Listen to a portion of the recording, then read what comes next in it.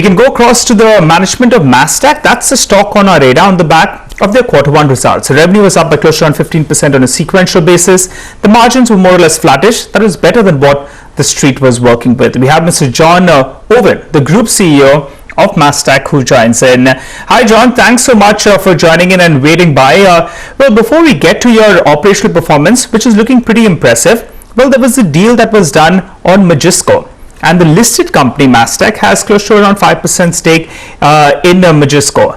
So you'll be getting roughly around 200 crores odd. In addition to that, you have a cash balance of more than 170 crores. If I just equate that, your stock price is around 520 rupees. The cash in the books is nearly 150 rupees odd.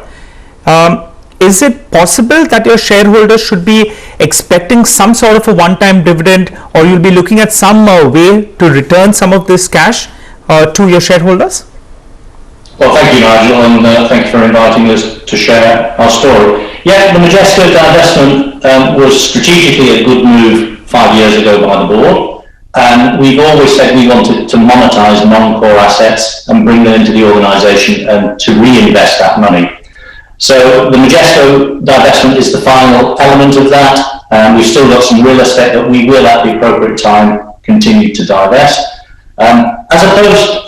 When I talk about the use of funds, I think at the moment, given we are in the eye of the storm of COVID, cash on the balance sheet is not a bad thing to have for just for some longevity and allows us to plan.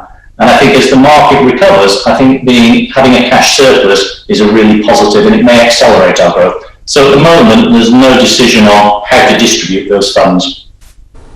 Well, that would be a little bit disappointing, because the stock market is working with some kind of return of this money. It's more than 25% of your market capitalization that's available in cash. So they would be hoping that you could distribute some of that. But as of now, you're saying there's no such plan. That'll be a little bit disappointing. But if you could tell us about the real estate asset that you were talking about as well, will you be looking to divest that as well in this year? And if yes, if you could just give us what is the rough value of the other non-core assets, for example, the real estate that you mentioned.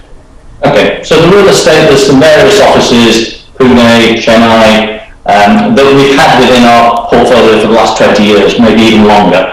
And I think the reason we're not in a rush to distribute as a dividend is this is a growth stock. If you look at where Mastek's been over the last 3 years, we have grown sequentially, and we're on something like about 25 to 30% compound annual growth, and we can continue to grow. I think COVID is going to make our growth even stronger, so I think we can be counter-cyclical to the COVID impact, because we have really resilient customers within the UK government side, the health side, and now with cloud migration with our acquisition of Evasys, we think a better use of capital for our shareholders is to grow the company into a more vibrant mid-cap, and that's the aspiration.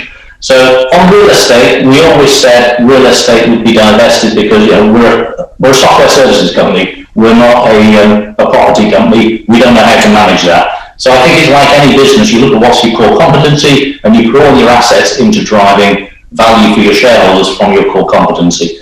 So just in terms, to answer your question about value, it's around 10 to $15 million. But I think, again, if you look at COVID, that was the strategy we had pre-COVID. I think all valuations would be significantly reduced today. So we'll do it on an opportunistic basis when the price is right.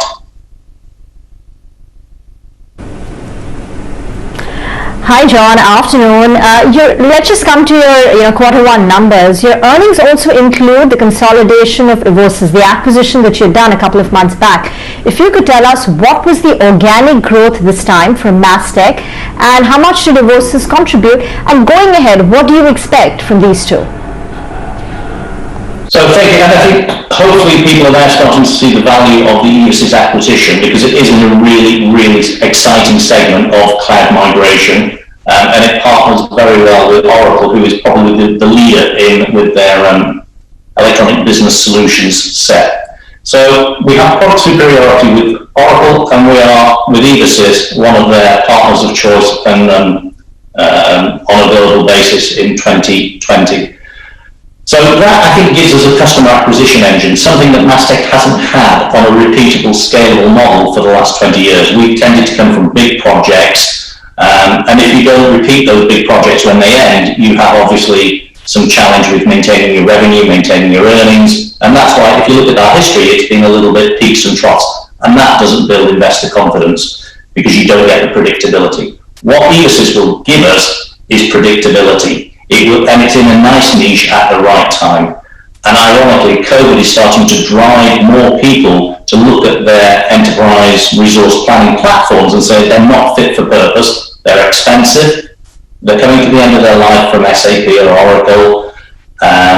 We need to migrate to a more cloud-based solution that gives us security built in, it gives us remote access built in, it gives us scalability, and it's got a different cost model. So I think those are the things that drive it. So our customer acquisition engine with Evosys, strong.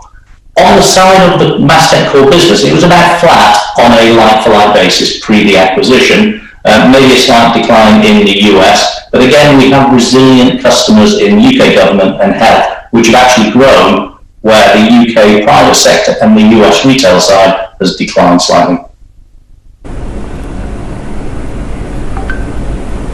John, we'll unfortunately have to continue this conversation another time. Thanks so much for joining in. That's Mastek. One of the key takeaways is that they have cash on the books, plus they've got 200 crores from the Majesco deal. But as of now, the company hasn't taken any decision to distribute it back to the shareholders, and they believe having a cash surplus is a good thing in these times. We'll get into a break on that note.